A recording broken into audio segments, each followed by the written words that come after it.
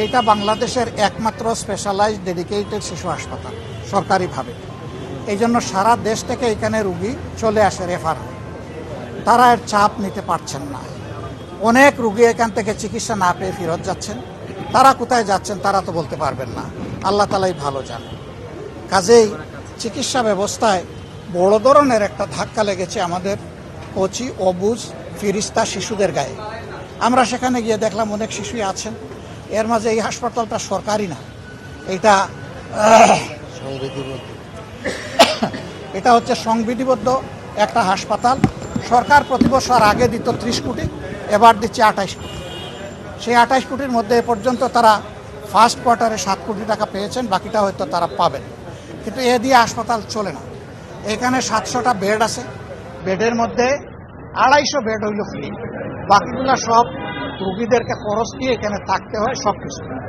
তো সেই হিসাবে তারা চালাচ্ছেন এবং তারা যেটুকু সম্ভব তাদের পক্ষে সর্বোচ্চ চেষ্টা করছে।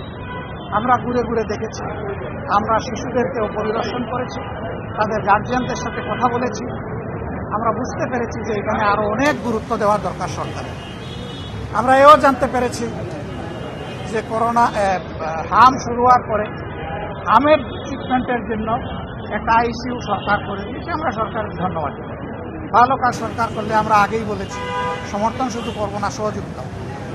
কিন্তু প্রয়োজন অনেক। এই হাসপাতালের বেড বাড়ানো দরকার, সেই সুযোগ আছে। আমরা সরকারের কাছে দাবি জানাই এই হাসপাতালকে, যেহেতু একমাত্র হাসপাতাল বাংলাদেশের স্পেশালাইজড শিশু ক্ষেত্রে সরকারি, এটার বেড বাড়িয়ে অন্তত 2000 করার ব্যবস্থা করা, তাইলে মানুষ কিছুটা রিলিফ পাবে। 2 নম্বর, আমরা জানলাম যে এখানে বিভিন্ন লোকদের অনুদান আছে সরকারের বাইরে। আমরা একটা দল, আমরা জনকল্যাণে বিশ্বাসী একটা দল। জনকল্যাণে আমাদের নিয়মিত কিছু কর্মসূচি থাকে। সেই কর্মসূচির অংশ হিসাবে আমরা একটু শরীক হওয়ার আগ্রহ ব্যক্ত করলে কর্তৃপক্ষ সাদরে এটাকে গ্রহণ করে।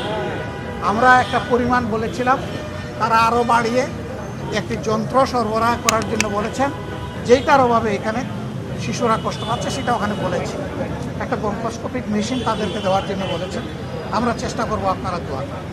এরপরে বের হয়ে এসে বিভিন্ন জায়গায় লাইনে দাঁড়িয়ে থাকি গাড়িগুলোর যারা চালক, মালিক, তাদের সাথে আমরা কথা বলেছি। আস্তে আস্তে নেমেছি গাড়ি থেকে, তাদের সাথে গিয়ে কথা বলেছি।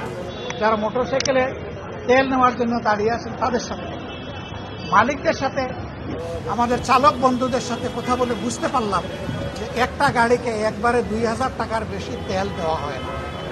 আর একটা মোটরসাইকেলকে সর্বোচ্চ 500, নিচে 150 টাকা পর্যন্ত তেল দেওয়া হয়। এইটা বিভিন্ন পাম্প বেঁধে এই বেশ কম টাকা। এরপরে আমরা এসেছি এখানে পাম্পের কর্তৃপক্ষের সাথে কথা বলি। মালিকদের কেউ এখানে ছিলেন না, এখানে যারা ম্যানেজমেন্টে আছেন তাদের সাথে আমরা কথা বলি। তারা আমাদেরকে জানাচ্ছে এটা হলো আগে প্রতিদিন তারা 3 গাড়ি তেল পাইতেন। এই সংকট সৃষ্টি হওয়ার পরে দেওয়া হয় 1 গাড়ি। এইটা দিয়ে তারা 24 ঘন্টা খাবার করতে পারেন না। যত সময় তাকে দেন, যখন থাকে না তখন তারা বন্ধ করতে বাধ্য হয়। অথচ সরকারের পক্ষ থেকে বলা হচ্ছে আগের স্বাভাবিক সময়ের চাইতে এখন তেল অনেক বেশি বিক্রি হচ্ছে। তাদেরকে আমরা জিজ্ঞেস করলাম, পান এখন 3 ভাগের 1 ভাগ, আপনারা বেশি বিক্রি করেন কোত্থেকে? তারা বললেন যে এই কথাটা সত্য। আমরা যেহেতু 3 ভাগের 1 ভাগ পাই, ওই আগের 3 ভাগের 1 ভাগই আমরা সমানও পারি না, বেশি তো প্রশ্নই।